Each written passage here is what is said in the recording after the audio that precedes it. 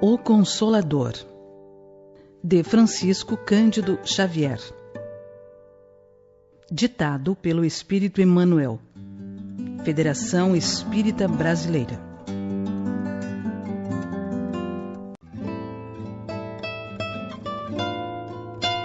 Primeira parte. Ciência. Pergunta 1.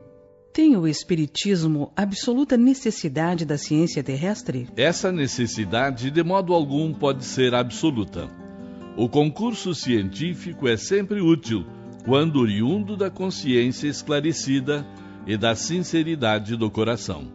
Importa considerar, todavia, que a ciência do mundo, se não deseja continuar no papel de comparsa da tirania e da destruição, tem absoluta necessidade do Espiritismo, cuja finalidade divina é a iluminação dos sentimentos, na sagrada melhoria das características morais do homem.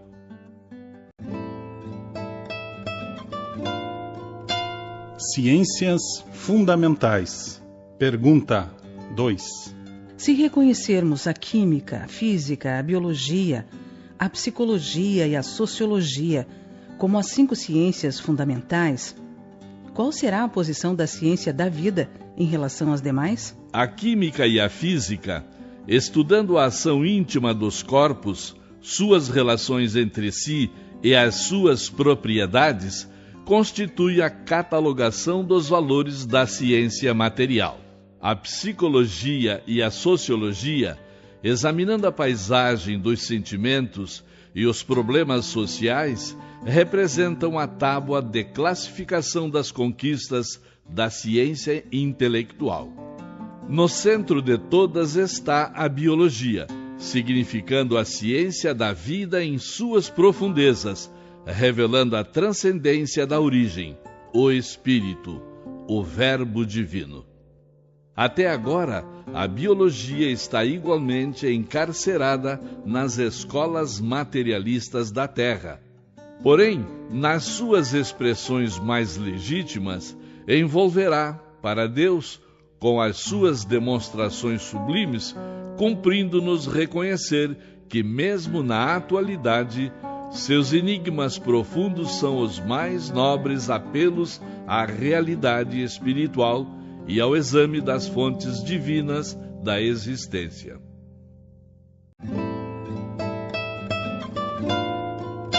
Ciências abstratas. Pergunta 69. No quadro dos valores espirituais, qual a posição das ciências abstratas, como a matemática, a estatística e a lógica, por exemplo, que requerem o máximo de método e observação para as suas atividades dedutivas? Ainda aqui observamos a matemática e a estatística medindo, calculando e enumerando o patrimônio das expressões materiais, e a lógica orientando as atividades intelectuais do homem nas contingências de sua vida no planeta. Não podemos desprezar a cooperação das ciências abstratas nos postulados educativos, por adestrarem as inteligências, dilatando a espontaneidade nos espíritos, de maneira a estabelecer a facilidade de compreensão dos valores da vida planetária. Mas temos de reconhecer que as suas atividades, quase todas circunscritas ao ambiente do mundo, são processos ou meios para que o homem atinja a ciência da vida em suas mais profundas revelações espirituais, ciência que simboliza a divina finalidade de todas as investigações e análise das organizações existentes na Terra. Definição. Na reunião de 31 de outubro de 1939, no Grupo Espírita Luiz Gonzaga, de Pedro Leopoldo, um amigo do plano espiritual lembrou aos seus componentes a discussão de temas doutrinários, por meio de perguntas nossas à entidade de Emmanuel, a fim de ampliar-se a esfera dos nossos conhecimentos. Consultado sobre o assunto, o Espírito Emmanuel estabeleceu um programa de trabalhos a ser executado pelo nosso esforço, que foi iniciado pelas duas questões seguintes. Apresentando o Espiritismo na sua feição de consolador prometido pelo Cristo, 3 aspectos diferentes: científico, filosófico, religioso. Qual desses aspectos é o maior? Podemos tomar o Espiritismo simbolizado deste modo como um triângulo de forças espirituais. A ciência e a filosofia vinculam à Terra esta figura simbólica, porém a religião é o ângulo divino que a liga ao céu. No seu aspecto científico e filosófico, a doutrina será sempre um campo nobre de investigações humanas, como outros movimentos coletivos de natureza intelectual, que visam o aperfeiçoamento da humanidade. No aspecto religioso, todavia, repousa a sua grandeza divina, por constituir a restauração do Evangelho de Jesus Cristo, estabelecendo a renovação definitiva do homem para a grandeza do seu imenso futuro espiritual. A fim de intensificar os nossos conhecimentos, relativamente ao tríplice aspecto do Espiritismo, poderemos continuar com as nossas indagações. Podereis perguntar, sem que possamos nutrir a pretensão de vos responder com as soluções definitivas, embora cooperaremos convosco da melhor vontade. Aliás, é pelo amparo recíproco que alcançaremos as expressões mais altas dos valores intelectivos e sentimentais. Além do túmulo, o espírito desencarnado não encontra os milagres da sabedoria, e as novas realidades do plano imortalista transcendem aos quadros do conhecimento contemporâneo, conservando-se numa esfera quase inacessível às cogitações humanas, escapando, pois, às nossas possibilidades de exposição, em face da ausência de comparações analógicas, único meio de impressão na tábua de valores restritos da mente humana. Além do mais, ainda nos encontramos num plano evolutivo, sem que possamos trazer ao vosso círculo de aprendizado as últimas equações, nesse ou naquele setor de investigação e de análise.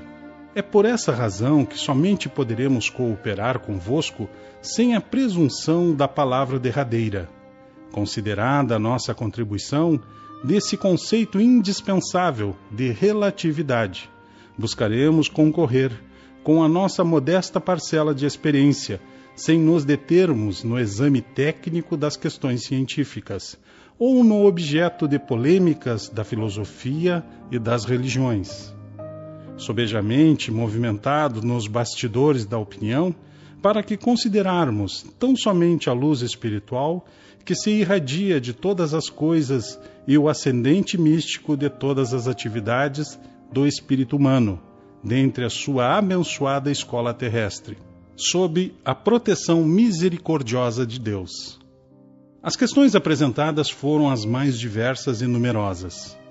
Todos os componentes do grupo, bem como outros amigos espiritistas de diferentes pontos, cooperaram no acervo das perguntas, ora manifestando as suas necessidades de esclarecimento íntimo no estudo do Evangelho, ora interessados em assuntos novos que as respostas de Emmanuel suscitavam. Em seguida, o autor espiritual selecionou as questões, deu-lhes uma ordem, catalogou-as, em cada assunto particularizado, e eis aí o novo livro. Que as palavras sábias e consoladoras de Emmanuel proporcionem a todos os companheiros de doutrina o mesmo bem espiritual que nos fizeram, são os votos dos modestos trabalhadores do Grupo Espírita Luiz Gonzaga, de Pedro Leopoldo, Minas Gerais. Pedro Leopoldo, 8 de março de 1940.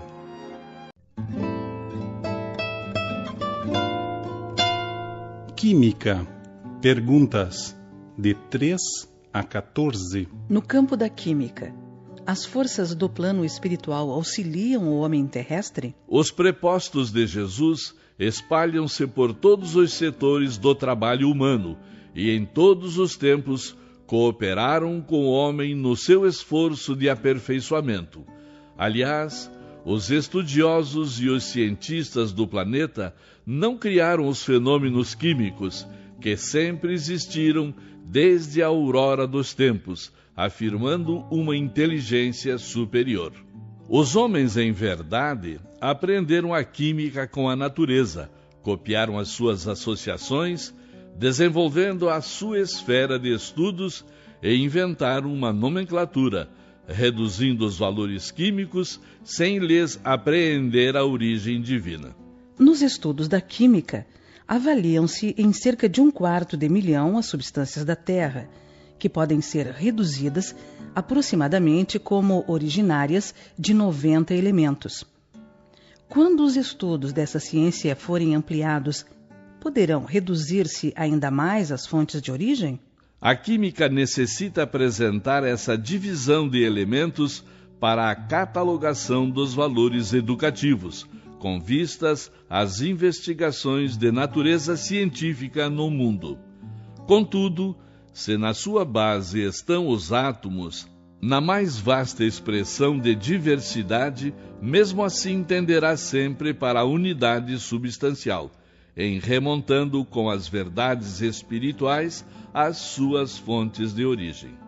Aliás, em se tratando das individuações químicas, já conheceis que o hidrogênio, no quadro dos conhecimentos terrestres, é o elemento mais simples de todos.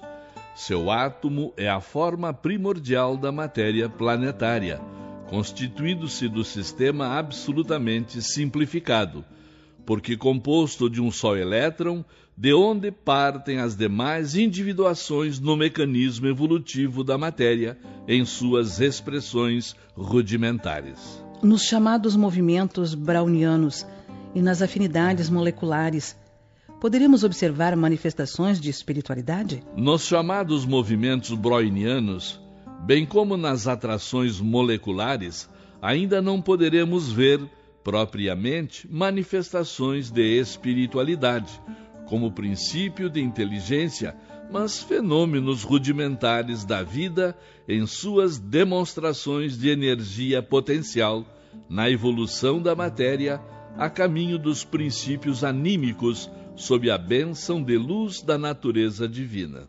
Houve uma unidade material para a formação das várias expressões orgânicas existentes na Terra? Assim como o químico humano encontra no hidrogênio a fórmula mais simples para estabelecer a rota de suas comparações substanciais, os espíritos que cooperaram com o Cristo nos primórdios da organização planetária encontraram no protoplasma o ponto de início para a sua atividade realizadora, tomando-o como base essencial de todas as células vivas do organismo terrestre. Existe uma lei de progresso para a individualidade química? Na conceituação dos valores espirituais, a lei é de evolução para todos os seres e coisas do universo.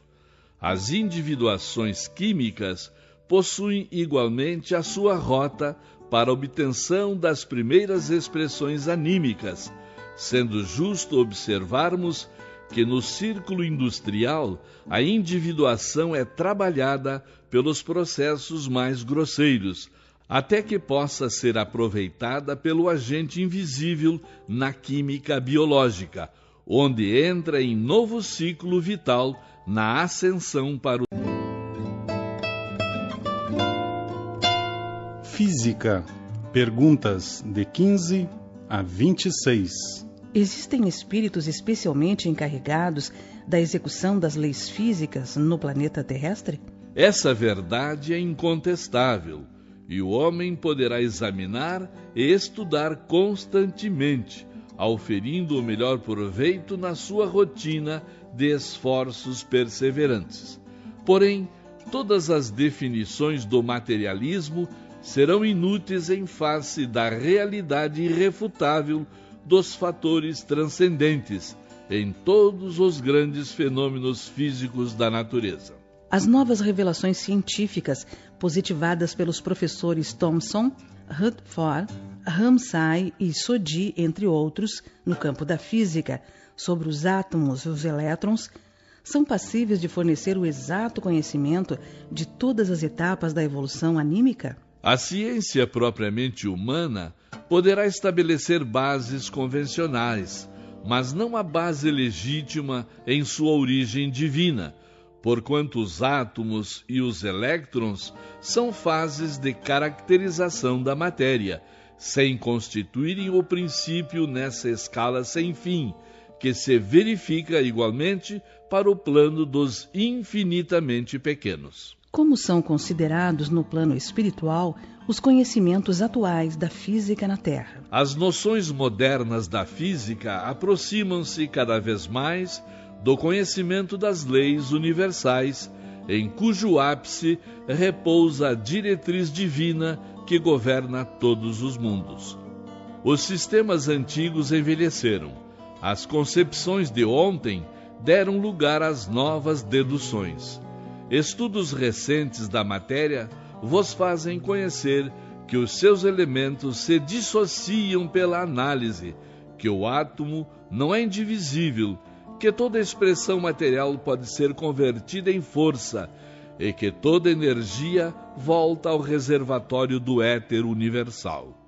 Com o tempo, as fórmulas acadêmicas se renovarão em outros conceitos da realidade transcendente, e os físicos da Terra não poderão dispensar Deus nas suas ilações, reintegrando a natureza na sua posição de campo passivo, onde a inteligência divina se manifesta.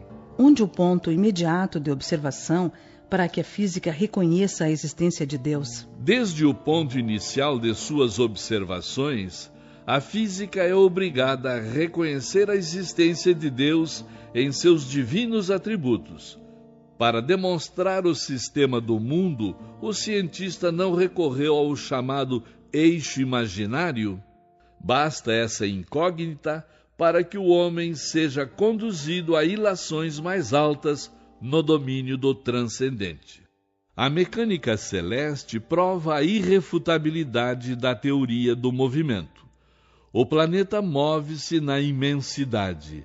A matéria vibra nas suas mais diversificadas expressões. Quem gerou o movimento? Quem forneceu o primeiro impulso vibratório no organismo universal?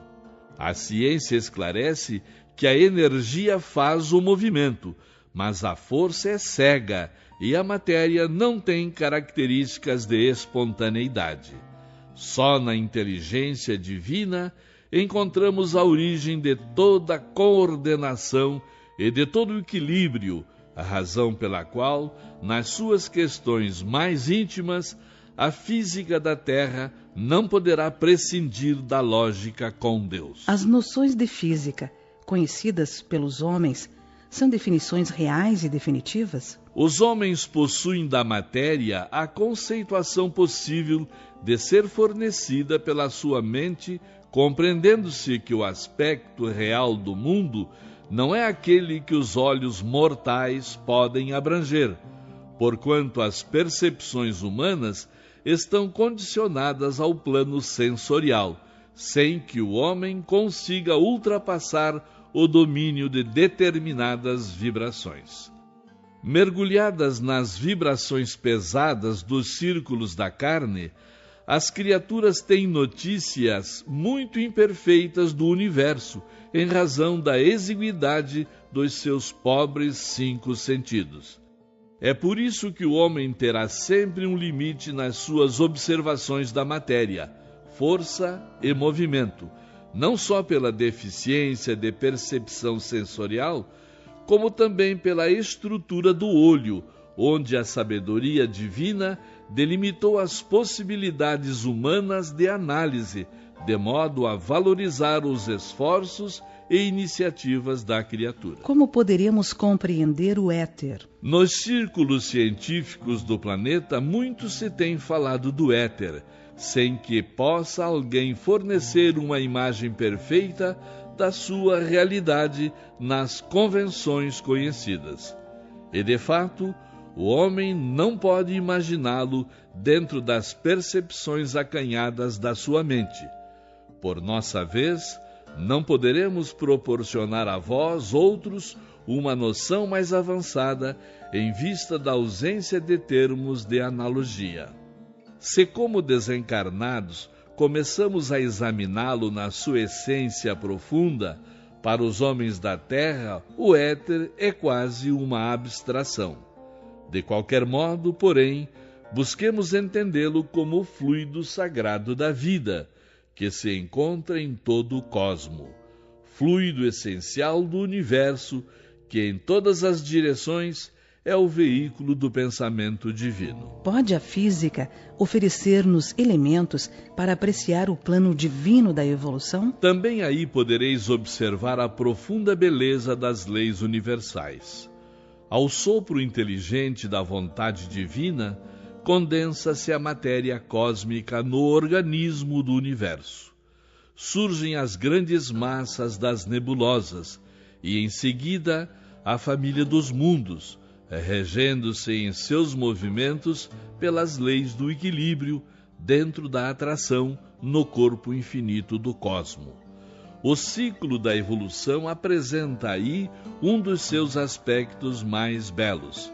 Sob a diretriz divina, a matéria produz a força gera o movimento faz surgir o equilíbrio da atração e a atração se transforma em amor, identificando-se todos os planos da vida na mesma lei de unidade estabelecida no universo pela sabedoria divina. A substância é igual em todos os mundos?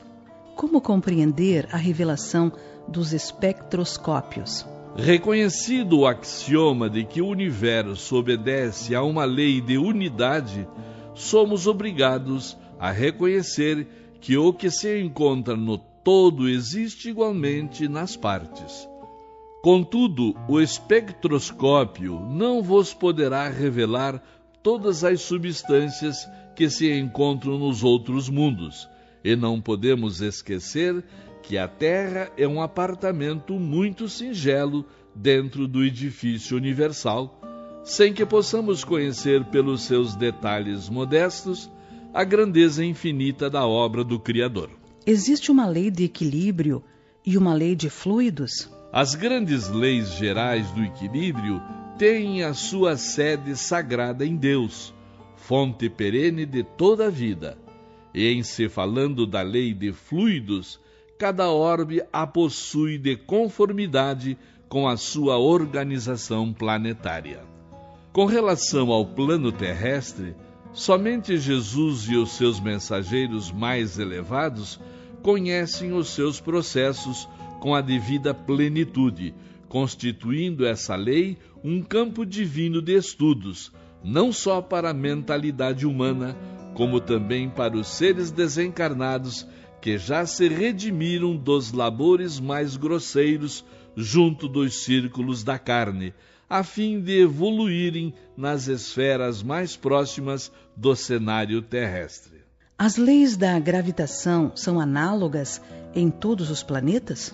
As leis da gravitação não podem ser as mesmas para todos os planetas, mesmo porque, em face da vossa evolução científica, já compreendeis que os princípios newtonianos foram substituídos, de algum modo, pelos conceitos de relatividade, conceitos esses que, por sua vez, seguirão igualmente o curso progressivo do conhecimento. O teledinamismo é aplicado nas relações entre os planos visível e invisível? Sendo o teledinamismo a ação de forças que atuam à distância, cumpre-nos esclarecer que no fenômeno das comunicações, muitas vezes entram em jogo as ações teledinâmicas, imprescindíveis a certas expressões do mediunismo. Ante os princípios da física, como poderemos compreender o magnetismo e quais as suas características no intercâmbio entre encarnados e desencarnados? O magnetismo é um fenômeno da vida, por constituir manifestação natural em todos os seres. Se a ciência do mundo já atingiu o campo de equações notáveis nas experiências relativas ao assunto, provando a generalidade e a delicadeza dos fenômenos magnéticos, deveis compreender que as exteriorizações dessa natureza nas relações entre os dois mundos são sempre mais elevadas e sutis, em virtude de serem aí uma expressão de vida superior.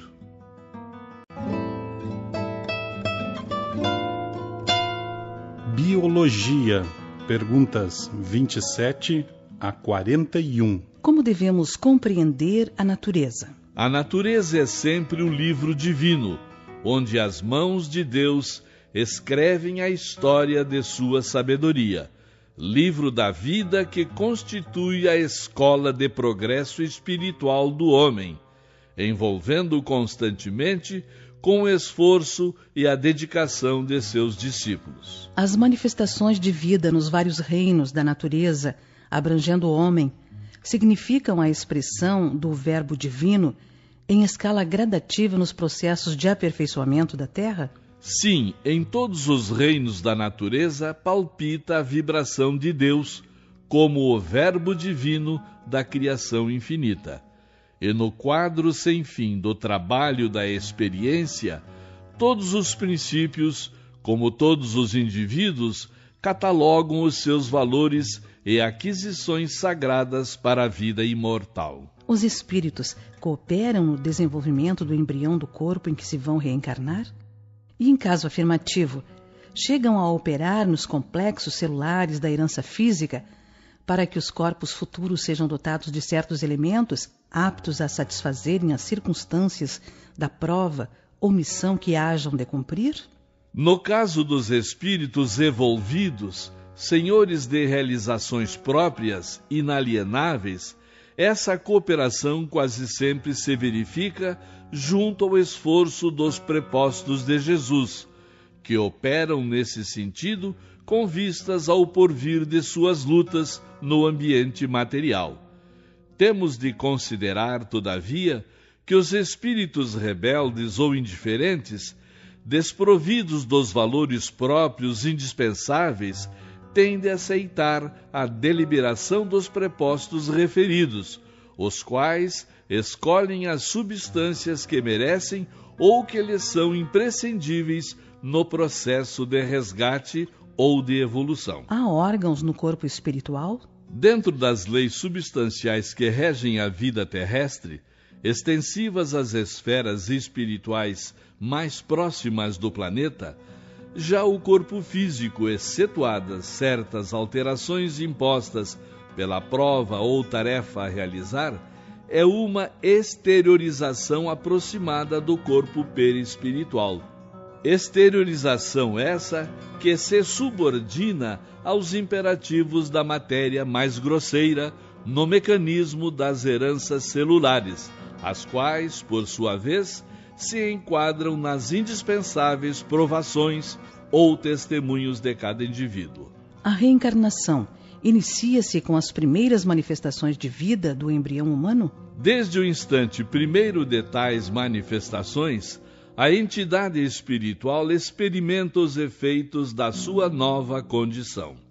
Importa reconhecer, todavia, que o espírito mais lúcido, em contraposição com os mais obscurecidos e ignorantes, goza de quase inteira liberdade, até a consolidação total dos laços materiais com o novo nascimento na esfera do mundo. Quando o embrião está sendo formado, existe uma interpenetração de fluidos entre a gestante e a entidade então ligada ao feto? Existem consequências verificáveis? Essa interpenetração de fluidos é natural e justa, ocasionando não raras vezes fenômenos sutilíssimos, como os chamados sinais de nascença, que somente mais tarde poderão ser entendidos pela ciência do mundo, enriquecendo o quadro de valores da biologia no estudo profundo das origens. O espírito, em cada uma de suas encarnações, faz recapitulação das suas etapas evolutivas, assim como se verifica com o embrião material, que recorda, antes do nascimento, toda a evolução da sua espécie? Essa recapitulação se verifica, na maioria dos casos, pela oportunidade que oferece à alma encarnada de se portar retamente, nas mesmas circunstâncias do passado culposo. Porém, não constitui regra geral, salientando-se que, quanto maiores as aquisições de sabedoria e de amor, mais afastado se encontrará o espírito em aprendizado na terra dessa rememoração das experiências materiais, de cuja intimidade dolorosa poderá então prescindir pela sua expressão superior de espiritualidade. A denominada árvore genealógica dos seres humanos tem idêntica significação no plano espiritual? Na esfera espiritual persiste o mesmo esforço na conservação e dilatação dos afetos familiares, e ora nos trabalhos regeneradores da terra, ora na luz santificante dos planos siderais, transformam-se em paixões ou sentimento ilegítimos em sagrados liames do espírito.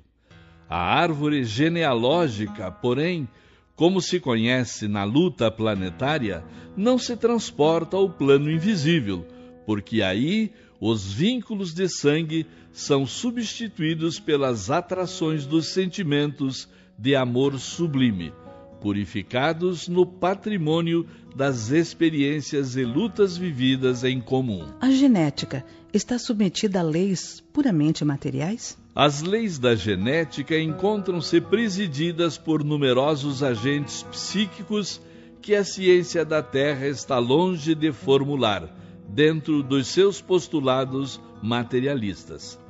Esses agentes psíquicos, muitas vezes, são movimentados pelos mensageiros do plano espiritual, encarregados dessa ou daquela missão junto às correntes da profunda fonte da vida.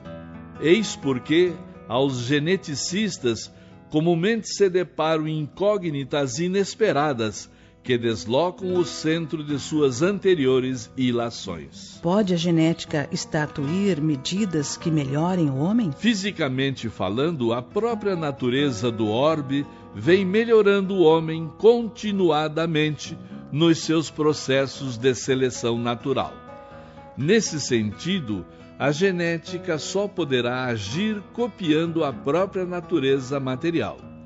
Se essa ciência, contudo, investigar os fatores espirituais, aderindo aos elevados princípios que objetivam a iluminação das almas humanas, então poderá criar um vasto serviço de melhoramento e regeneração do homem espiritual no mundo, mesmo porque, de outro modo, poderá ser uma notável mentora da eugenia, uma grande escultora das formas celulares, mas estará sempre fria para o espírito humano, podendo transformar-se em títere abominável nas mãos impiedosas dos políticos racistas. As combinações de genes, aconselhadas pela genética, podem imprimir no homem certas faculdades ou certas vocações? Alguns cientistas da atualidade proclamam essas possibilidades, esquecendo, porém,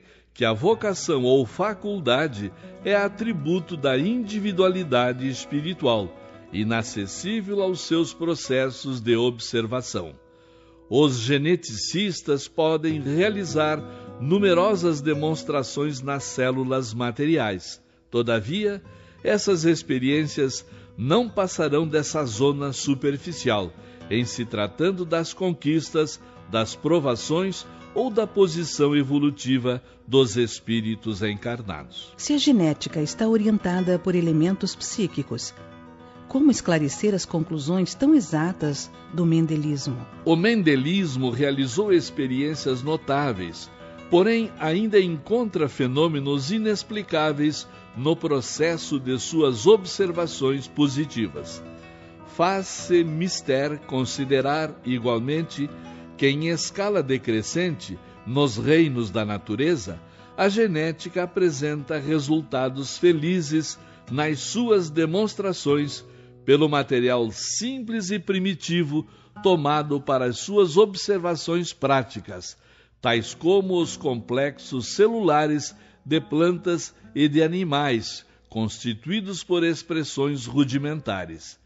Em escala ascendente, contudo, onde a evolução psíquica apresenta suas características de intensidade e realização, a genética encontrará sempre os fatores espirituais, convocando-a para um campo mais vasto e mais sublime de operações. Quais as causas do nascimento de monstruosidades entre os homens e entre os animais? Não podemos olvidar que entre os homens esses fenômenos dolorosos decorrem do quadro de provações purificadoras, sem nos esquecermos, igualmente, de que o mundo terrestre ainda é escola preparatória de aperfeiçoamento.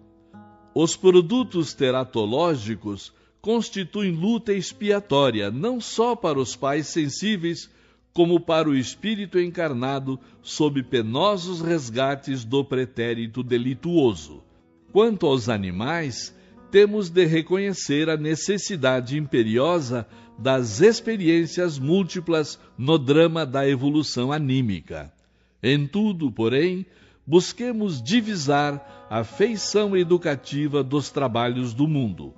A Terra é uma vasta oficina. Dentro dela operam os prepostos do Senhor, que podemos considerar como os orientadores técnicos da obra de aperfeiçoamento e redenção. Em determinadas sessões de esforço, os homens são maus alunos ou trabalhadores rebelados. Nesses núcleos, os prepostos de Jesus podem edificar o mesmo trabalho de sempre. Todavia, encontram a perturbação e a resistência dos próprios beneficiados, a razão pela qual a fonte de energias puras não pode ser responsabilizada pelos fenômenos que a deturpam, operados pela indiferença, pela intenção criminosa ou pela perversidade das próprias criaturas humanas, objeto constante do carinho desvelado do Senhor em todos os caminhos dos seus destinos. A fecundidade e a esterilidade são provas? No quadro de interpretações da Terra, esses conceitos podem indicar situações de prova para as almas que se encontram em experiências edificadoras.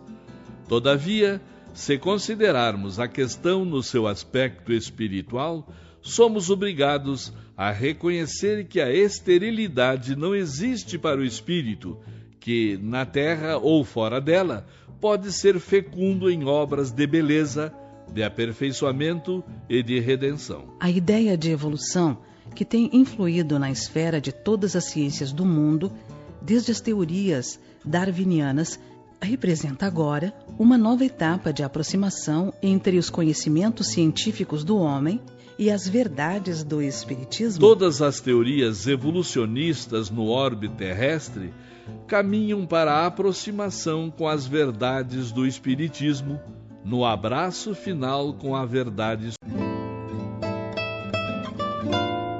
Psicologia.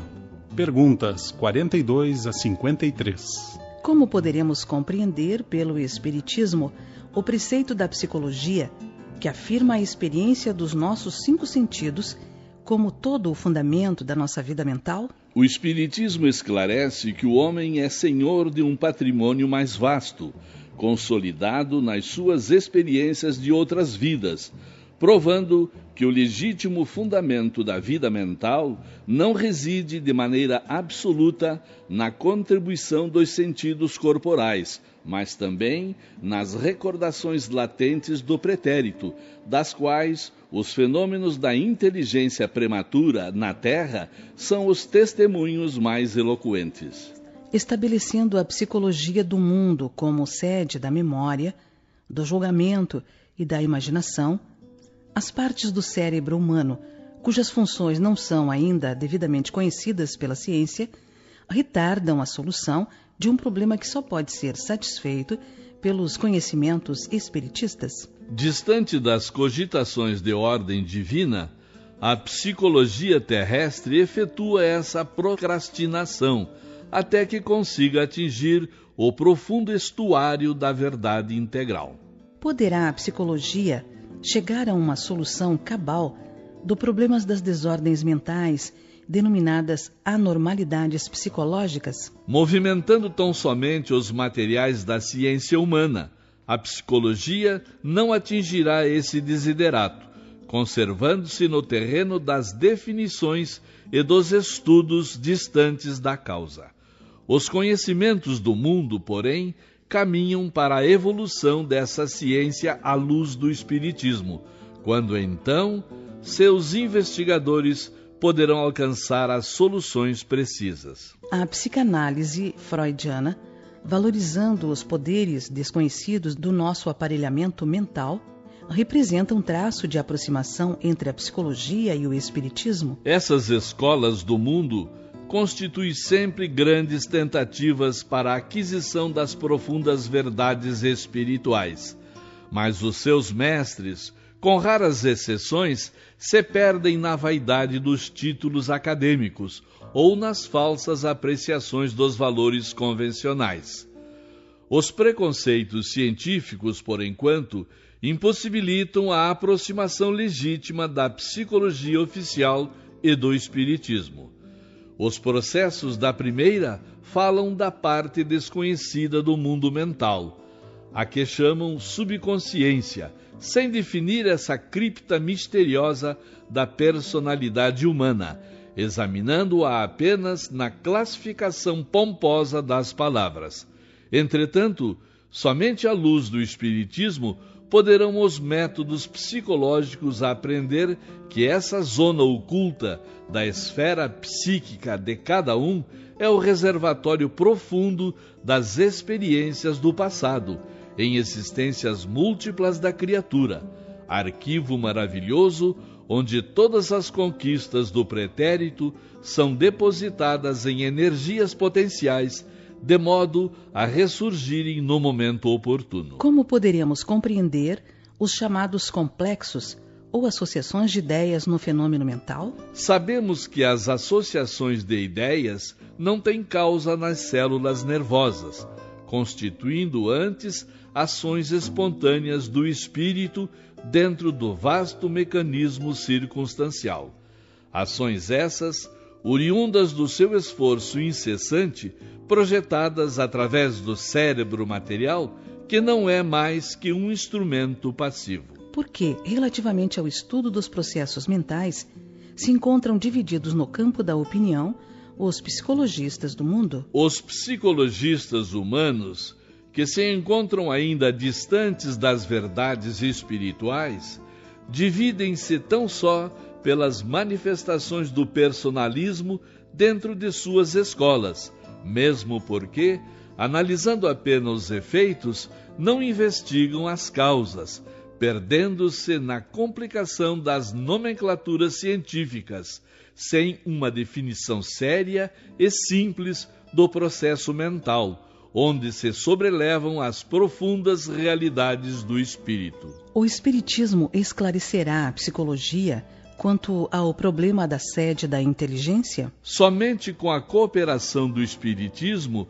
poderá a ciência psicológica definir a sede da inteligência humana, não nos complexos nervosos ou glandulares do corpo perecível, mas no espírito imortal. Como devemos conceituar o sonho? Na maioria das vezes, o sonho constitui atividade reflexa das situações psicológicas do homem no mecanismo das lutas de cada dia, quando as forças orgânicas dormitam em repouso indispensável. Em determinadas circunstâncias, contudo, como nos fenômenos premonitórios ou nos de sonambulismo, em que a alma encarnada alcança elevada percentagem de desprendimento parcial, o sonho representa a liberdade relativa do espírito prisioneiro da terra, quando então se poderá verificar a comunicação intervivos e, quanto possível, as visões proféticas, Fatos esses sempre organizados pelos mentores espirituais de elevada hierarquia, obedecendo a fins superiores, e quando o encarnado em temporária liberdade pode receber a palavra e a influência diretas de seus amigos e orientadores do plano invisível. A vocação é uma lembrança das existências passadas? A vocação é o impulso natural oriundo da repetição de análogas experiências através de muitas vidas. Suas características nas disposições infantis são o testemunho mais eloquente da verdade reencarnacionista. A loucura é sempre uma prova? O desequilíbrio mental é sempre uma provação difícil e dolorosa. Essa realidade, contudo, podendo representar o resgate de uma dívida do pretérito escabroso e desconhecido, pode igualmente constituir uma resultante da imprevidência de hoje, no presente que passa, fazendo necessária, acima de todas as exortações, aquela que recomenda a oração e a vigilância. A alucinação é fenômeno do cérebro ou do espírito? A alucinação é sempre um fenômeno intrinsecamente espiritual, mas pode nascer de perturbações estritamente orgânicas, que se façam reflexas no aparelho sensorial, viciando o instrumento dos sentidos por onde o espírito se manifesta. Os bons ou maus pensamentos do ser encarnado afetam a organização psíquica de seus irmãos na Terra, aos quais sejam dirigidos? Os corações que oram e vigiam realmente, de acordo com as lições evangélicas, constroem a sua própria fortaleza para todos os movimentos de defesa espontânea. Os bons pensamentos produzem sempre o máximo bem sobre aqueles que representam o seu objetivo, por se enquadrarem na essência da lei única, que é o amor em todas as suas divinas manifestações. Os de natureza inferior podem afetar o seu objeto em identidade de circunstâncias quando a criatura se fez credora desses choques dolorosos na justiça das compensações. Sobre todos os feitos dessa natureza, todavia prevalece a providência divina, que opera a execução de seus desígnios de equidade com misericórdia e sabedoria. Sociologia, perguntas 54 a 68. Com a difusão da luz espiritual, alargará o homem a noção de pátria, de modo a abranger no mesmo nível todas as nações do mundo? A luz espiritual dará aos homens um conceito novo de pátria, de maneira a proscrever-se o movimento destruidor pelos canhões e balas homicidas. Quando isso se verifique, o homem aprenderá a valorizar o berço em que renasceu, pelo trabalho e pelo amor, destruindo-se concomitantemente as fronteiras materiais e dando lugar à era nova da grande família humana, em que as raças serão substituídas pelas almas e em que a pátria será honrada, não com a morte, mas com a vida bem aplicada e bem vivida. A desigualdade verificada entre as classes sociais no usufruto dos bens terrenos perdurará nas épocas do porvir? A desigualdade social é o mais elevado testemunho da verdade da reencarnação, mediante a qual cada espírito tem sua posição definida de regeneração e resgate. Nesse caso, consideramos que a pobreza, a miséria, a guerra, a ignorância, como outras calamidades coletivas, são enfermidades do organismo social, devido à situação de prova da quase generalidade dos seus membros. Cessada a causa patogênica com a iluminação espiritual de todos em Jesus Cristo, a moléstia coletiva estará eliminada dos ambientes humanos. Pode admitir-se em sociologia o conceito de igualdade absoluta? A concepção igualitária absoluta é um erro grave dos sociólogos, em qualquer departamento da vida. A tirania política poderá tentar uma imposição nesse sentido, mas não passará das espetaculosas uniformizações simbólicas para efeitos exteriores, porquanto o verdadeiro valor de um homem está no seu íntimo, onde cada espírito tem sua posição definida pelo próprio esforço. Nessa questão, existe uma igualdade absoluta de direitos dos homens perante Deus, que concede a todos os seus filhos uma oportunidade igual nos tesouros inapreciáveis do tempo. Esses direitos são os da conquista da sabedoria e do amor, através da vida, pelo cumprimento do sagrado dever do trabalho e do esforço individual.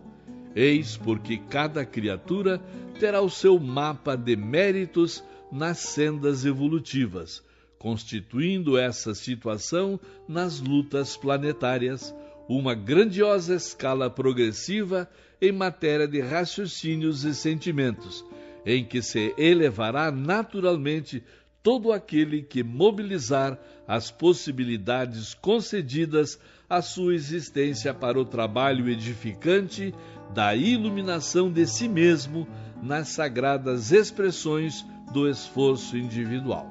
Poderão os homens resolver sem atritos as chamadas questões proletárias? Sim, quando se decidirem a aceitar e aplicar os princípios sagrados do Evangelho. Os regulamentos apaixonados, as greves, os decretos unilaterais, as ideologias revolucionárias são cataplasmas inexpressivas, complicando a chaga da coletividade. O socialismo é uma bela expressão de cultura humana, enquanto não resvala para os polos do extremismo. Todos os absurdos das teorias sociais decorrem da ignorância dos homens relativamente à necessidade de sua cristianização. Conhecemos daqui os maus dirigentes e os maus dirigidos, não como homens ricos e pobres, mas como a avarentos e a revoltados. Nessas duas expressões, as criaturas operaram o desequilíbrio de todos os mecanismos do trabalho natural. A verdade é que todos os homens são proletários da evolução, e nenhum esforço de boa realização na Terra é digno do espírito encarnado. Cada máquina exige uma direção especial, e o mecanismo do mundo requer o infinito de aptidões e de conhecimentos. Sem a harmonia de cada peça na posição em que se encontra, toda produção é contraproducente e toda boa tarefa impossível. Todos os homens são ricos pelas bênçãos de Deus, e cada qual deve aproveitar com êxito os talentos recebidos, porquanto, sem exceção de um só, prestarão um dia, além túmulo, contas de seus esforços. Que os trabalhadores da direção saibam amar, e que os da realização nunca odeiem.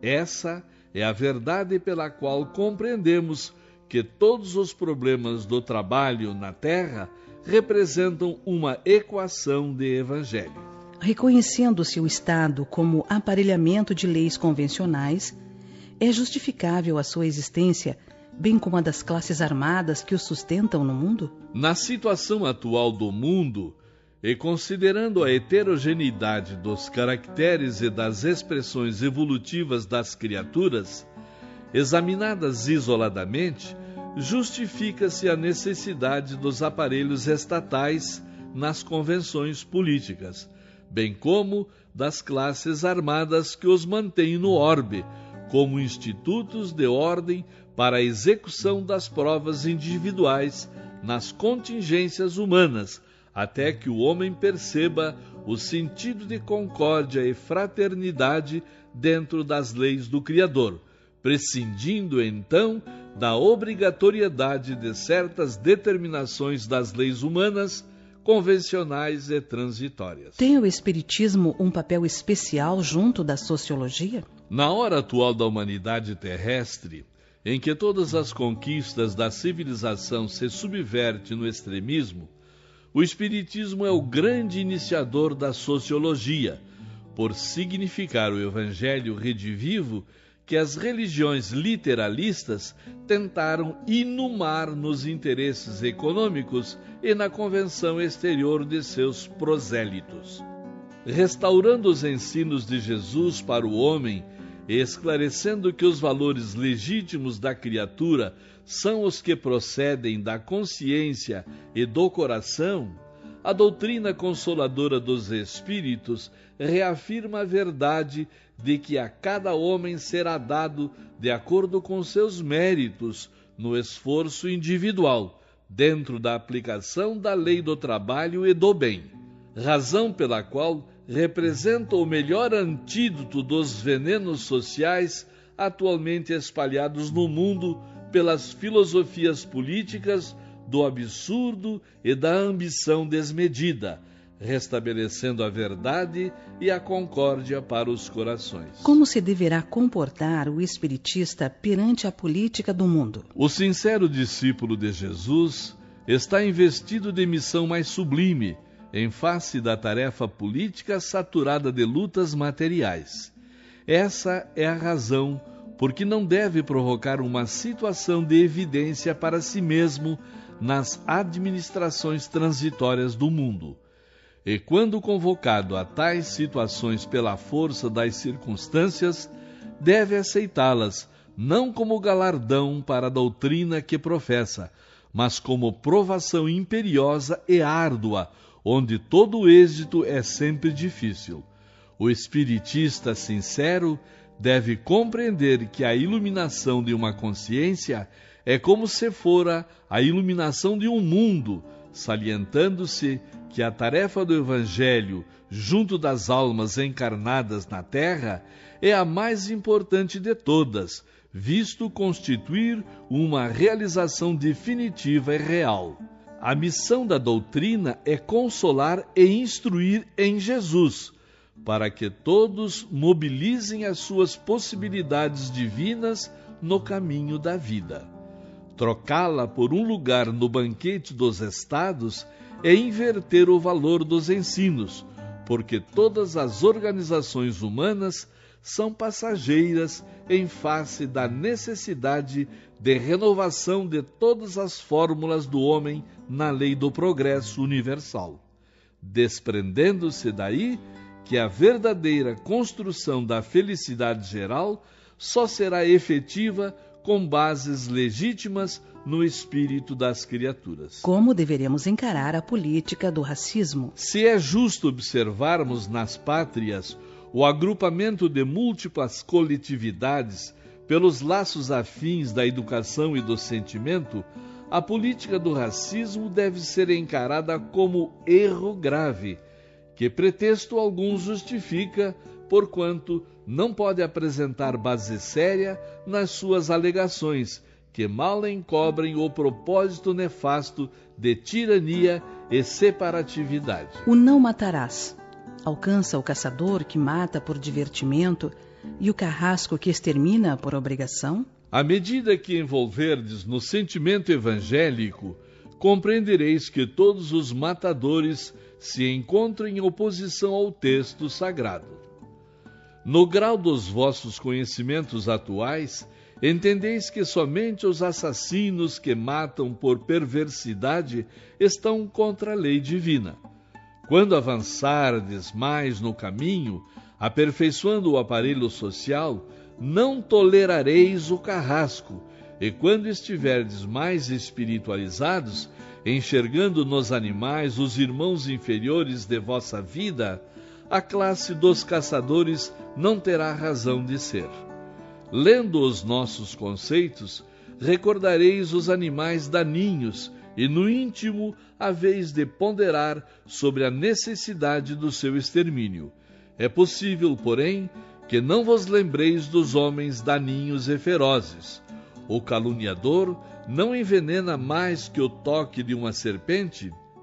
O armamentista ou o político ambicioso que montam com frieza a maquinaria da guerra incompreensível não são mais impiedosos que o leão selvagem? Ponderemos essas verdades e reconheceremos que o homem espiritual do futuro, com a luz do Evangelho na inteligência e no coração, terá modificado o seu ambiente de lutas, auxiliando igualmente os esforços evolutivos de seus companheiros do plano inferior na vida terrestre. Considerando a determinação positiva do não julgueis, como poderemos discernir o bem do mal sem julgamento? Entre julgar e discernir há sempre grande distância. O ato de julgar, para a especificação de consequências definitivas, pertence à autoridade divina. Porém, o direito da análise está instituído para todos os espíritos, de modo que, discernindo o bem e o mal, o erro e a verdade, possam as criaturas traçar as diretrizes do seu melhor caminho para Deus. Em face da lei dos homens, quando em presença do processo criminal, deve dar-se o voto condenativo em concordância com o processo crime ou absolver o réu em obediência ao não julgueis? Na esfera de nossas experiências, consideramos que à frente dos processos humanos, ainda quando as suas peças sejam condenatórias, deve-se recordar a figura do Cristo junto da pecadora apedrejada, pois que Jesus estava também perante um júri. Quem estiver sem pecado, atire a primeira pedra. É a sentença que deveria lembrar sempre a nossa situação comum de espíritos decaídos, para não condenar esse ou aquele dos nossos semelhantes. Vai e não peques mais. Deve ser a nossa norma de conduta dentro do próprio coração, afastando-se a erva do mal que nele viceje. Nos processos públicos, a autoridade judiciária, como peça integrante da máquina do Estado no desempenho de suas funções especializadas, deve saber onde se encontra o recurso conveniente para o corretivo ou para a reeducação do organismo social, mobilizando nesse mistério os valores de sua experiência e de suas responsabilidades. Individualmente, porém, busquemos aprender que, se podemos julgar alguma coisa, julguemo-nos sempre em primeiro lugar como o irmão mais próximo daquele a quem se atribui um crime ou uma falta, a fim de estarmos acordes com aquele que é a luz dos nossos corações. Nas horas comuns da existência, procuremos a luz evangélica para analisar o erro e a verdade, discernir o bem e o mal.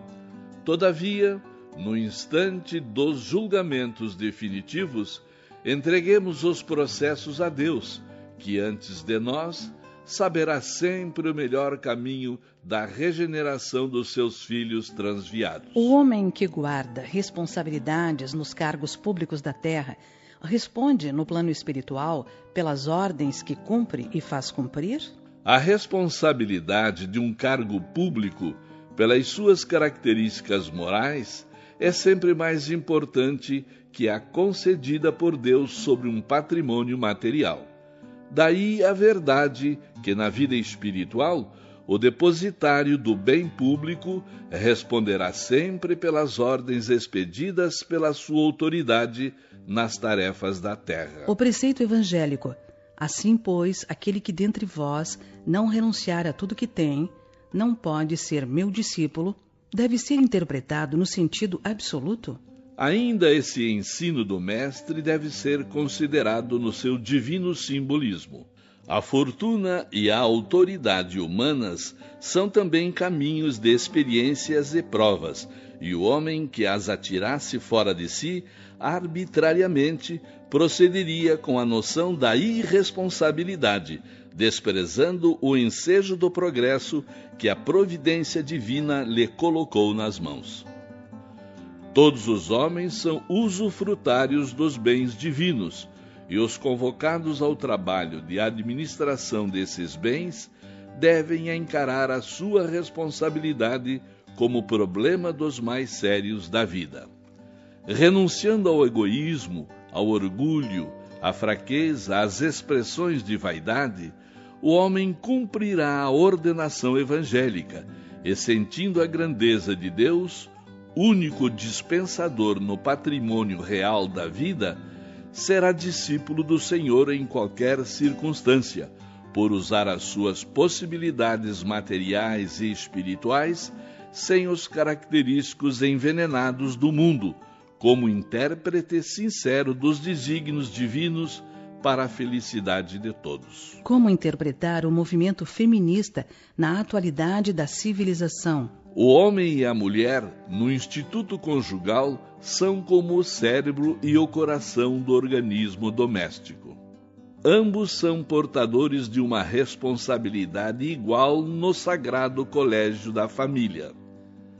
E se a alma feminina sempre apresentou um coeficiente mais avançado de espiritualidade na vida, é que, desde cedo, o espírito masculino intoxicou as fontes da sua liberdade, através de todos os abusos, prejudicando a sua posição moral no decurso das existências numerosas em múltiplas experiências seculares. A ideologia feminista dos tempos modernos, porém, com as suas diversas bandeiras políticas e sociais, pode ser um veneno para a mulher desavisada dos seus grandes deveres espirituais na face da terra. Se existe um feminismo legítimo, esse deve ser o da reeducação da mulher para o lar, nunca para uma ação contraproducente fora dele. É que os problemas femininos não poderão ser solucionados pelos códigos do homem, mas somente à luz generosa e divina do Evangelho. Como conceituar o estado de espírito do homem moderno, que tanto se preocupa com estar bem na vida, ganhar bem e trabalhar para enriquecer? Esse propósito do homem viciado dos tempos atuais constitui forte expressão de ignorância dos valores espirituais na Terra, onde se verifica a inversão de quase todas as conquistas morais. Foi esse excesso de inquietação no mais desenfreado egoísmo que provocou a crise moral do mundo, em cujos espetáculos sinistros podemos reconhecer que o homem físico da radiotelefonia e do transatlântico necessita de mais verdade que dinheiro, de mais luz. Ciências especializadas. Perguntas 70 a 79. As ciências especializadas como a astronomia, a meteorologia, a botânica e a zoologia foram criadas pelo esforço do espírito humano na evolução das ciências fundamentais? Como atividades complementares das ciências fundamentais, esses estudos especializados representam um conjunto de conquistas do espírito humano no sagrado labor da entidade abstrata a que chamamos civilização. Tais esforços constituem a catalogação das pesquisas e realizações propriamente humanas. Todavia, convergem para a ciência integral no plano infinito, onde se irmanarão com os valores morais na glorificação do homem redimido. Como julgar a posição da Terra em relação aos outros mundos? A grandeza do plano sideral, onde se agita a comunidade dos sistemas, é demasiado profunda para que possamos assinar-lhe a definição com os mesquinhos formulários da Terra. No turbilhão do infinito, o sistema planetário centralizado pelo nosso Sol é excessivamente singelo, constituindo um aspecto muito pobre da criação. Basta lembrar que Capela, um dos nossos vizinhos mais próximos, é um Sol 5.800 vezes maior que o nosso astro do dia, sem esquecermos que a Terra é 1.300.000 vezes menor que o nosso Sol. Nessas cifras grandiosas, compreendemos a extensão da nossa humildade no universo, apiedando-nos sinceramente da situação dos conquistadores humanos de todos os matizes, os quais, no afã de assambarcarem patrimônios materiais, nos dão a impressão de ridículos e vaidosos polichinelos da vida. Existem planetas de condições piores que as da Terra? Existem orbes que oferecem piores perspectivas de existência que o vosso, e no que se refere à perspectiva, a Terra é um plano alegre, formoso e de aprendizado. O único elemento que aí destoa da natureza é justamente o homem, avassalado pelo egoísmo. Conhecemos planetas onde os seres que os povoam são obrigados a um esforço contínuo e penoso para aliciar os elementos essenciais à vida. Outros, ainda onde numerosas criaturas se encontram em doloroso degredo.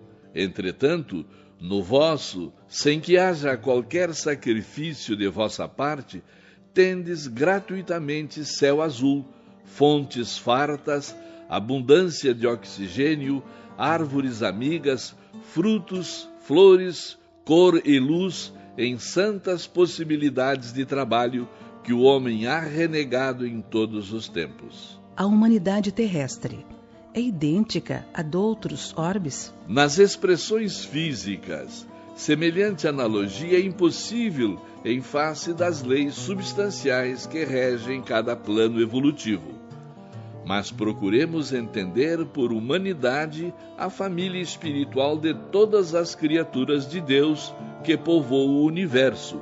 Examinada a questão sob esse prisma, veremos a comunidade terrestre identificada com a coletividade universal. O homem científico poderá encarar com êxito as possibilidades de uma viagem interplanetária? Pelo menos enquanto perdurar a sua atitude de confusão, de egoísmo e rebeldia, a humanidade terrestre não deve alimentar qualquer projeto de viagem interplanetária. Que dizermos do homem que, sem dispor a ordem na sua própria casa, quisesse invadir a residência dos vizinhos? Se tantas vezes as criaturas terrestres têm menosprezado os bens que a providência divina lhes colocou nas mãos, não seria justo circunscrevê-las ao seu âmbito acanhado e mesquinho? O insulamento da terra é um bem inapreciável. Observemos as expressões do progresso humano, movimentadas para a guerra e para a destruição, nos triunfos da força, e rendamos louvores ao Pai Celestial por não haver dilatado no orbe terreno os processos de observação das suas vaidosas criaturas. Na diversidade de suas experiências, é o espírito obrigado a adaptar-se às condições fluídicas de cada orbe? Esse é o imperativo para a aquisição de seus valores evolutivos dentro das leis do aperfeiçoamento. Poderão os fenômenos da meteorologia ser controlados mais tarde pelos homens? Os fenômenos meteorológicos, incontroláveis pelas criaturas humanas, não o são pelos prepostos de Jesus, que buscam dispô-los de acordo com os ascendentes espirituais a serem observados em todos os processos evolutivos.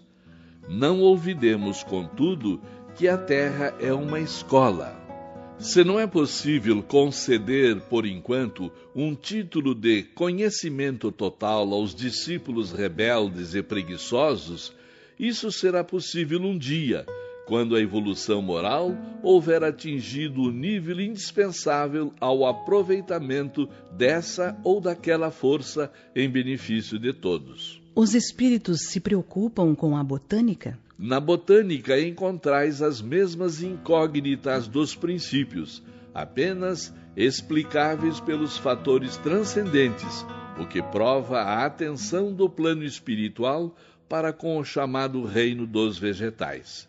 Esse departamento da natureza, campo de evolução como os outros, recebe igualmente o sagrado influxo do Senhor, através da assistência de seus mensageiros, desde os pródromos da organização planetária.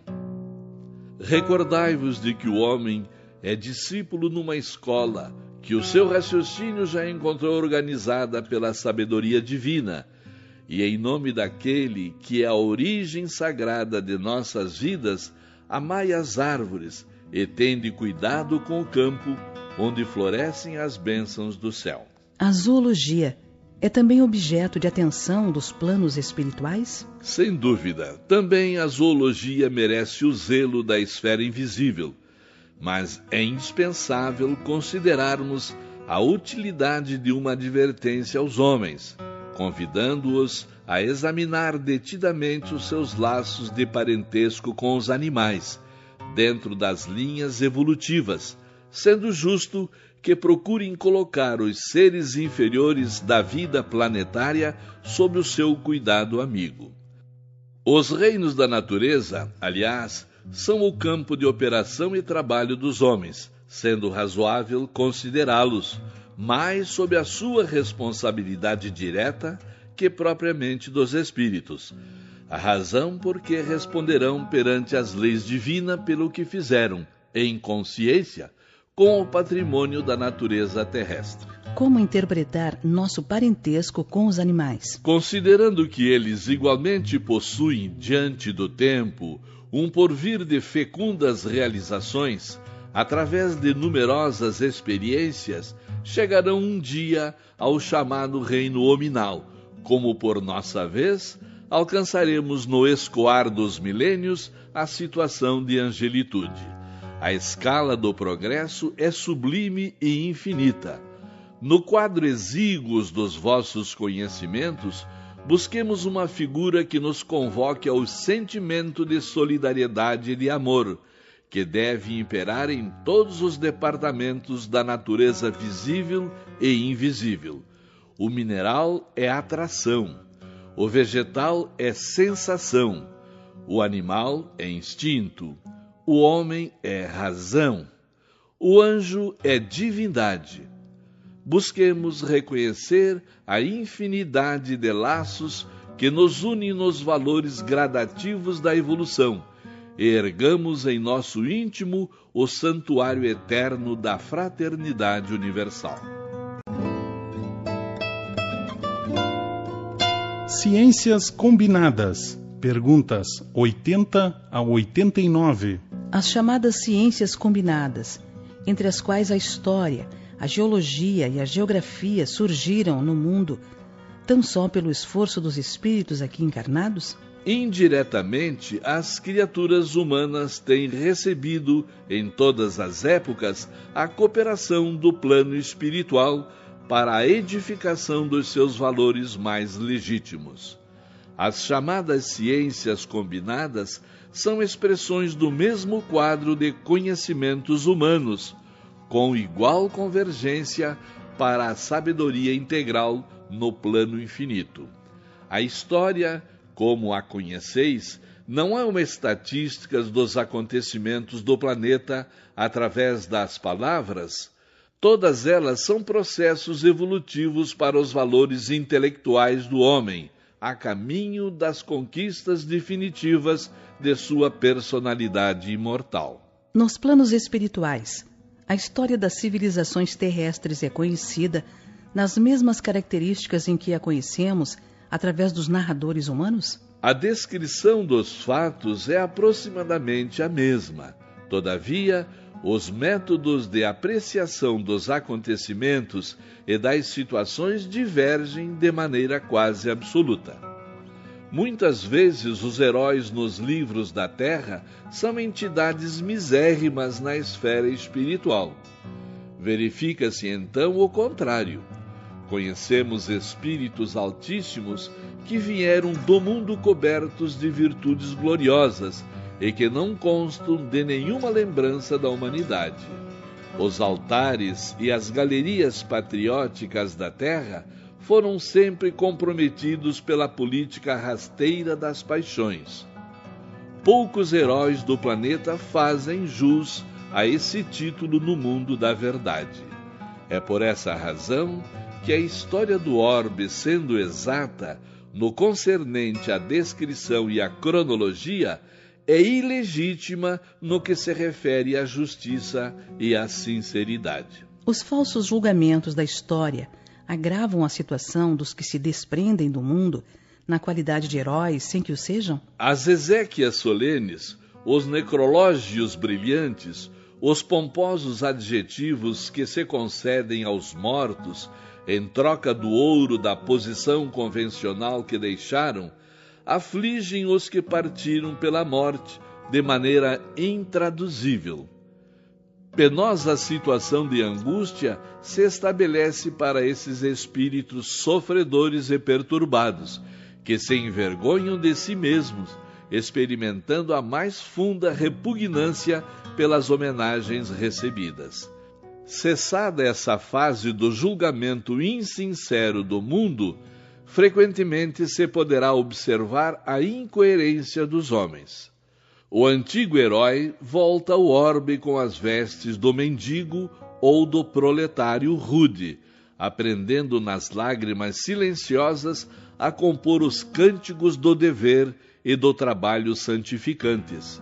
Todavia, ninguém o vê, porque na história do mundo, em todos os tempos, o homem sempre incensou a tirania e raramente fixou o olhar inquieto na flor carinhosa e humilde da virtude. É o historiador responsável pelos juízos falsos da história? Considerando-se que cada espírito encarnado tem sua tarefa especial nesse ou naquele setor evolutivo, os historiadores que se deixam mergulhar no interesse econômico das sinecuras políticas, embriagados pelo vinho da mediocridade, responderão além-túmulo pela exploração comercial da inteligência que hajam praticado na terra, adulterando a justiça e o direito, evitando a verdade ou fornecendo mentiras ao espírito confiante dos pósteros. Se um espírito no plano invisível não é realmente uma criatura santificada, como receberá as orações de seus devotos se a história do mundo o canonizou? A canonização é um processo muito arrojado das ambições humanas para ser considerado perante a verdade espiritual. Conhecemos inquisidores, verdugos de povos e traidores do bem, conduzidos ao altar pelo falso julgamento da política humana.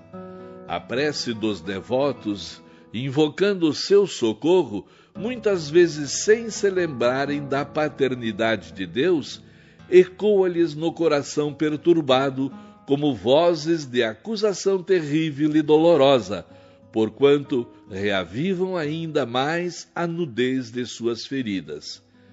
Frequentemente, os espíritos que se encontram nessa penosa situação rogam a Jesus a concessão das experiências mais humildes na terra, a fim de olvidarem os ruídos nocivos das falsas glórias do planeta, no silêncio das grandes dores que iluminam e regeneram. As primeiras formas planetárias obedeceram a um molde especial pré-existente? Jesus foi o divino escultor da obra geológica do planeta. Junto de seus prepostos, iluminou a sombra dos princípios com os eflúvios sublimados do seu amor, que saturaram todas as substâncias do mundo em formação. Não podemos afirmar que as formas da natureza, em sua manifestação inicial, obedecessem a um molde pré-existente, no sentido de imitação, porque todas elas receberam o influxo sagrado do coração do Cristo. A verdade é que, assim como nas vossas construções materiais, todas as obras viveram previamente no cérebro de um engenheiro ou de um arquiteto. Todas as formas de vida na Terra foram primeiramente concebidas na sua visão divina. Tendo sido a Terra formada pelo poder divino, por que passou o planeta por tantas etapas evolutivas, muitas das quais duraram milhões de anos? No infinito do universo, A evolução do princípio espiritual tem de escapar a todas as vossas limitações de tempo e de espaço na tábua dos valores terrestres. As aquisições de cada indivíduo resultam da lei do esforço próprio no caminho ilimitado da criação, destacando-se daí as mais diversas posições evolutivas das criaturas, e compreendendo-se que tempo e espaço são laboratórios divinos, onde todos os princípios da vida são submetidos às experiências do aperfeiçoamento, de modo que cada um deva a si mesmo todas as realizações no dia de aquisição dos mais altos valores da vida. De onde foram tirados os elementos para a formação da Terra? Sabemos que a aglutinação molecular, bem como o motor transcendente do mundo, obedeceram ao sopro gerador da vida, oriundo do Todo-Poderoso, e lançado sobre o infinito da criação universal. Contudo, achamo-nos ainda na situação do aluno que encontrou a escola já edificada, cabendo-nos louvar e buscar, pelo trabalho e pelo aperfeiçoamento, o seu divino autor. Deve o homem terrestre enxergar nas comoções geológicas do globo elementos de provação para a sua vida? Os abalos sísmicos não são simples acidentes da natureza. O mundo não está sob a direção de forças cegas. As comoções do globo são instrumentos de provações coletivas, ríspidas e penosas.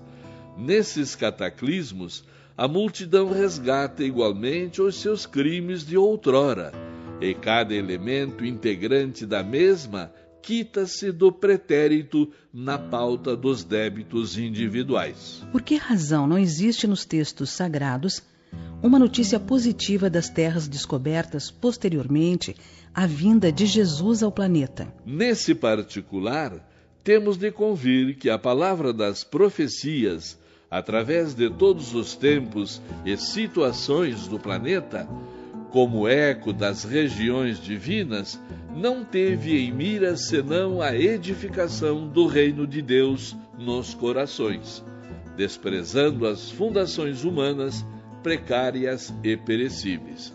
Todavia, no desdobramento das revelações, encontrareis notícias das novas terras, posteriormente descobertas, informações estas que se encontram sob os véus dos símbolos, como aconteceu com todas as demais notificações que o Velho e o Novo Testamento legaram ao homem espiritual.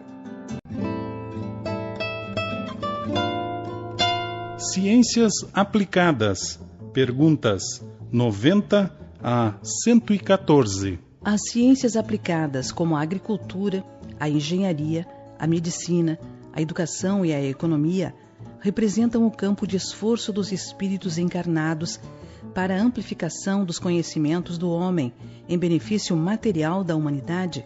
As ciências aplicadas são as forças que se mobilizam para as comodidades da civilização. Todavia, apesar de suas características materiais, é dentro de seus quadros que se organizam os esforços abençoados do espírito, em provas de regeneração ou em missões purificadoras na sua marcha ascensional para o perfeito. Entrosando-se com as atividades complementares das demais expressões científicas do planeta, todas se harmonizam nas lutas do homem como recursos terrenos para o desiderato das finalidades divinas. No quadro das ciências, as inspirações do plano superior são destinadas a determinados estudiosos ou lançadas de maneira geral para todos os cientistas. Nos departamentos da atividade científica, existe às vezes esse ou aquele missionário com tarefa especializada e conferida tão somente ao seu esforço. Em se tratando, porém, de ideias e aparelhos novos nos movimentos evolutivos, as inspirações do plano espiritual são distribuídas em todas as correntes do pensamento humano, percebendo-as, contudo, somente aqueles que se encontram sintonizados com as suas vibrações. O agricultor, aplicando os conhecimentos da ciência para a melhoria do seu meio ambiente e elevação do nível social em que se encontra, cumpre também missão espiritual? O homem recebeu, igualmente, uma grande tarefa junto ao solo do globo, fonte de manutenção de sua existência, competindo-lhe o bom serviço de cultivar e aperfeiçoar o trato da terra, sob a sua ordenação transitória, porquanto é na oficina do orbe que ele se prepara, de modo geral, para o seu futuro infinito, cheio de beleza e de realizações definitivas no plano eterno. O engenheiro, na movimentação dos patrimônios materiais do orbe, alargando as possibilidades de comunicação entre os povos, é amparado pelas forças espirituais? As fontes de proteção do plano invisível amparam todos os esforços generosos e sinceros que objetivam não só o aperfeiçoamento da escola planetária, como também o de seus filhos. Assim, temos de reconhecer no engenheiro abnegado um obreiro do progresso e da fraternidade. Essa é a razão pela qual as grandes obras da engenharia em sua feição beneficiária, apesar de materiais, possuem elevada significação pela extensão de sua utilidade ao espírito coletivo. Como é considerada, nos planos espirituais, a medicina terrena? A medicina humana, compreendida e aplicada dentro de suas finalidades superiores, constitui uma nobre missão espiritual. O médico honesto e sincero, amigo da verdade e dedicado ao bem, é um apóstolo da providência divina, da qual recebe a precisa assistência e inspiração, sejam quais forem os princípios religiosos por ele esposados na vida. Em face dos esforços da medicina, como devemos considerar a saúde? Para o homem da terra, a saúde pode significar o equilíbrio perfeito dos órgãos materiais. Para o plano espiritual, todavia, a saúde é perfeita harmonia da alma, para a obtenção da qual, muitas vezes, há necessidade da contribuição preciosa das moléstias e deficiências transitórias da terra. Toda a moléstia do corpo tem ascendentes espirituais? As chagas da alma se manifestam através do envoltório humano. O corpo doente reflete o panorama interior do espírito enfermo. A patogenia é um conjunto de inferioridades do aparelho psíquico. E é ainda na alma que reside a fonte primária de todos os recursos medicamentosos definitivos. A assistência farmacêutica do mundo não pode remover as causas transcendentes do caráter mórbido dos indivíduos. O remédio eficaz está na ação do próprio espírito enfermiço. Podeis objetar que as injeções e os comprimidos suprimem a dor. Todavia, o mal ressurgirá mais tarde nas células do corpo. Indagareis aflitos quanto às moléstias incuráveis pela ciência da terra, e eu vos direi que a reencarnação em si mesma, nas circunstâncias do mundo envelhecido nos abusos, já representa uma estação de tratamento e de cura, e que há enfermidades da alma tão persistentes que podem reclamar várias estações sucessivas, com a mesma intensidade nos processos regeneradores. Se as enfermidades são de origem espiritual, é justa a aplicação dos medicamentos humanos, a cirurgia, etc., etc.? O homem deve mobilizar todos os recursos ao seu alcance em favor do seu equilíbrio orgânico. Por muito tempo ainda, a humanidade não poderá prescindir da contribuição do clínico, do cirurgião e do farmacêutico, missionários do bem coletivo. O homem tratará da saúde do corpo até que aprenda a preservá-lo e defendê-lo, conservando a preciosa saúde de sua alma.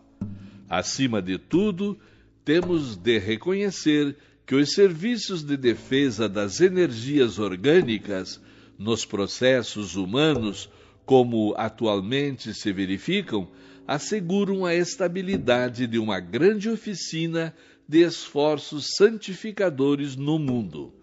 Quando, porém, o homem espiritual dominar o homem físico, os elementos medicamentosos da terra estarão transformados na excelência dos recursos psíquicos, e essa grande oficina achar-se-á elevada a santuário de forças e possibilidades espirituais junto das almas. Nos processos de cura, como deveremos compreender o passe? Assim como a transfusão de sangue representa uma renovação das forças físicas, o passe é uma transfusão de energias psíquicas, com a diferença de que os recursos orgânicos são retirados de um reservatório limitado e os elementos psíquicos o são do reservatório ilimitado das forças espirituais. Como deve ser recebido e dado o passe? O passe poderá obedecer à fórmula que forneça a maior porcentagem de confiança, não só a quem o dá, como a quem o recebe. Devemos esclarecer, todavia, que o passe é a transmissão de uma força psíquica e espiritual, dispensando qualquer contato físico na sua aplicação. A chamada benzedura, conhecida nos meios populares, será uma modalidade do passe? As chamadas benzeduras, tão comuns no ambiente popular, sempre que empregadas na caridade, são expressões humildes do passe regenerador, vulgarizado nas instituições espiritistas de socorro e de assistência. Jesus nos deu a primeira lição nesse sentido, impondo as mãos divinas sobre os enfermos e sofredores, no que foi seguido pelos apóstolos do cristianismo primitivo. Toda boa dádiva e dom perfeito vem do alto, dizia o apóstolo na profundeza de suas explanações. A prática do bem pode assumir as fórmulas mais diversas. Sua essência, porém, é sempre a mesma diante do Senhor. Por que não será permitida às entidades espirituais a revelação dos processos de cura da lepra, do câncer, etc.? Antes de qualquer consideração, devemos examinar a lei das provações e a necessidade de sua execução plena.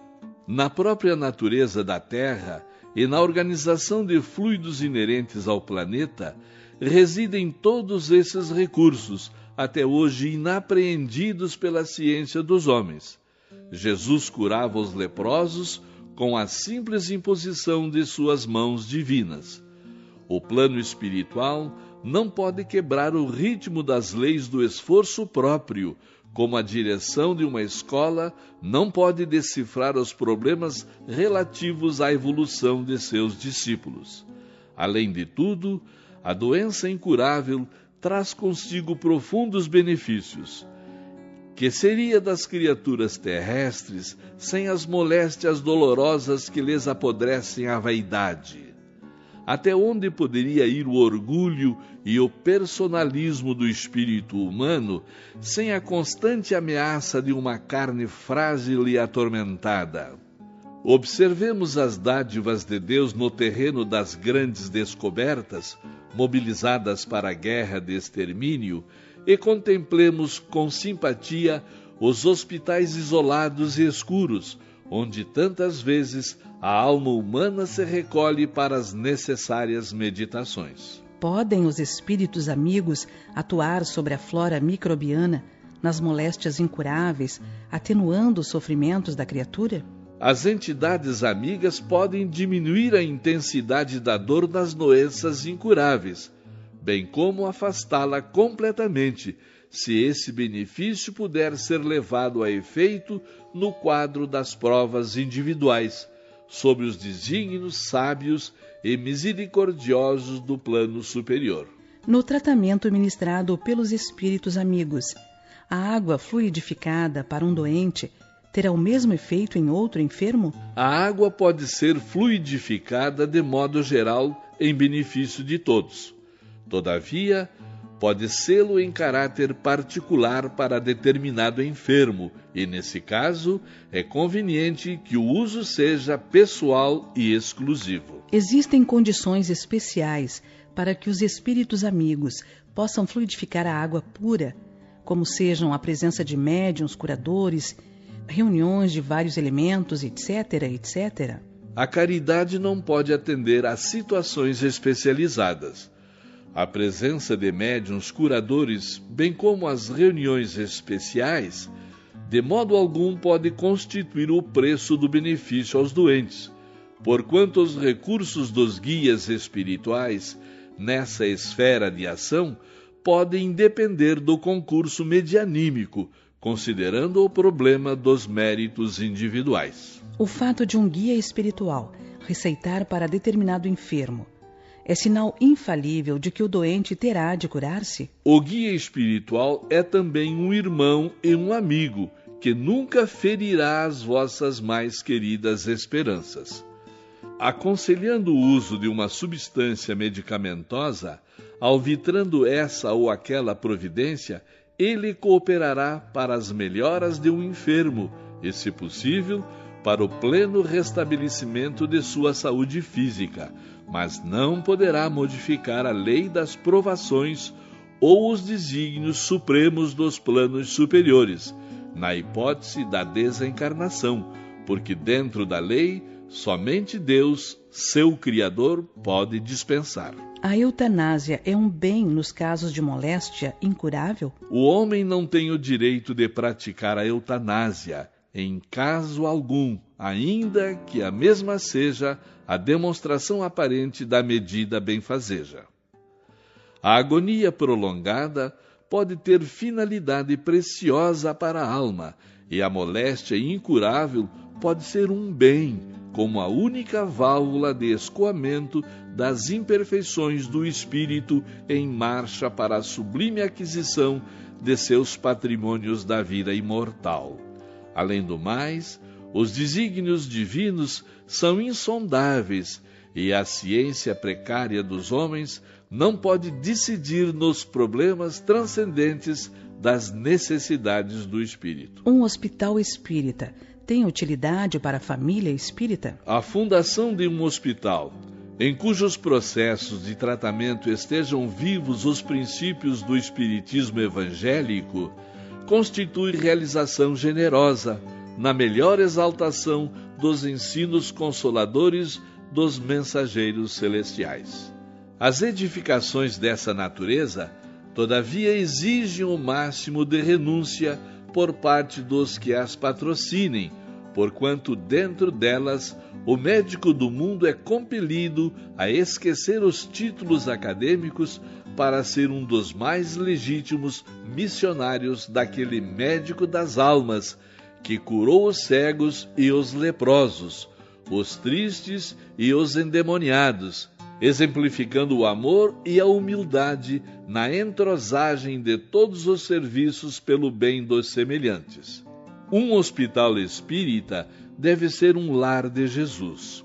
Seu aparelhamento é uma maquinaria divina, exigindo idêntica superioridade nos operários chamados a movimentar-lhe as peças, de modo a que se não deturpe a grandeza profunda dos fins. Onde a base mais elevada para os métodos de educação? As noções religiosas, com a exemplificação dos mais altos deveres da vida, constitui a base de toda a educação no Sagrado Instituto da Família. O período infantil é o mais importante para a tarefa educativa? O período infantil é o mais sério e o mais propício à assimilação dos princípios educativos.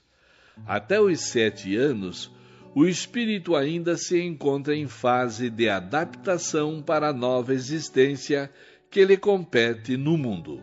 Nessa idade, ainda não existe uma integração perfeita entre ele e a matéria orgânica.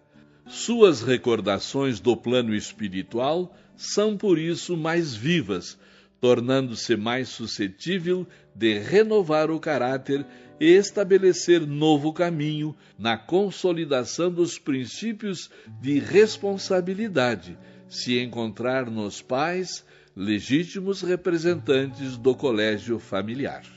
Eis porque o lar é tão importante para a edificação do homem e porque tão profunda é a missão da mulher perante as leis divinas. Passada a época infantil, credora de toda vigilância e carinho por parte das energias paternais, os processos de educação moral que formam o caráter tornam-se mais difíceis com a integração do espírito em seu mundo orgânico material, e atingida a maioridade, se a educação não se houver feito no lar, então só o processo violento das provas rudes no mundo pode renovar o pensamento e a concepção das criaturas, porquanto a alma reencarnada terá retomado todo o seu patrimônio nocivo do pretérito e reincidirá nas mesmas quedas se lhe faltou a luz interior dos sagrados princípios educativos. Qual a melhor escola de preparação das almas reencarnadas na Terra? A melhor escola ainda é o lar, onde a criatura deve receber as bases do sentimento e do caráter. Os estabelecimentos de ensino, propriamente do mundo, podem instruir, mas só o Instituto da Família pode educar. É por essa razão que a universidade poderá fazer o cidadão, mas somente o lar pode edificar o homem.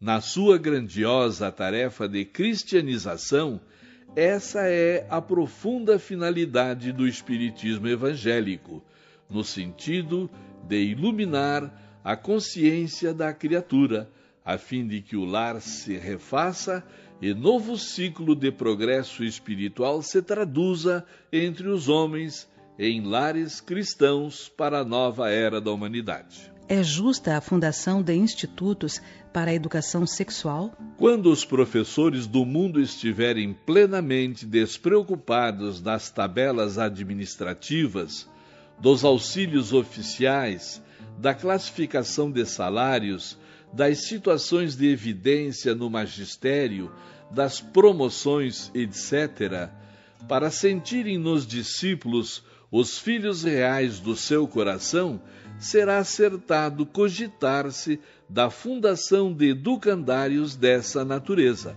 porquanto haverá muito amor dentro das almas, assegurando o êxito das iniciativas.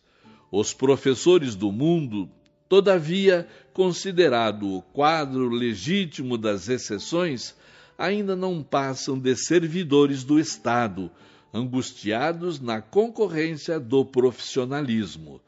Na sagrada missão de ensinar, eles instruem o intelecto, mas, de um modo geral, ainda não sabem iluminar o coração dos discípulos, por necessitados da própria iluminação.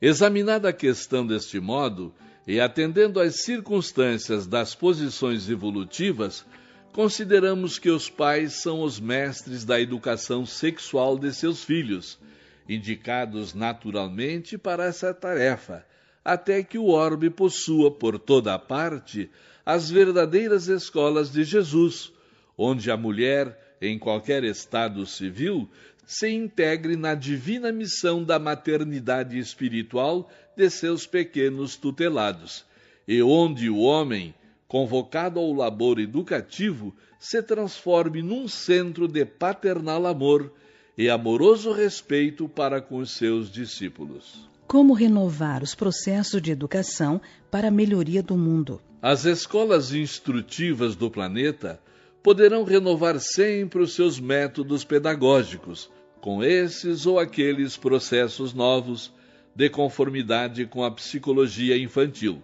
Mas a escola educativa do lar só possui uma fonte de renovação, que é o Evangelho, e um só modelo de mestre, que é a personalidade excelsa do Cristo. Os pais espiritistas devem ministrar a educação doutrinária a seus filhos ou podem deixar de fazê-lo, invocando as razões de que, em matéria de religião, apreciam mais a plena liberdade dos filhos? O período infantil, em sua primeira fase, é o mais importante para todas as bases educativas, e os pais espiritistas cristãos não podem esquecer seus deveres de orientação aos filhos nas grandes revelações da vida. Em nenhuma hipótese, essa primeira etapa das lutas terrestres deve ser encarada com indiferença. O pretexto de que a criança deve desenvolver-se com a máxima noção de liberdade pode dar ensejo a graves perigos. Já se disse no mundo que o menino livre é a semente do celerado. A própria reencarnação não constitui em si mesma restrição considerável à independência absoluta da alma necessitada de expiação e corretivo. Além disso, os pais espiritistas devem compreender que qualquer indiferença nesse particular pode conduzir a criança aos prejuízos religiosos de outrem, ao apego de convencionalismo e à ausência de amor à verdade. Deve nutrir-se o coração infantil com a crença, com a bondade, com a esperança e com a fé em Deus.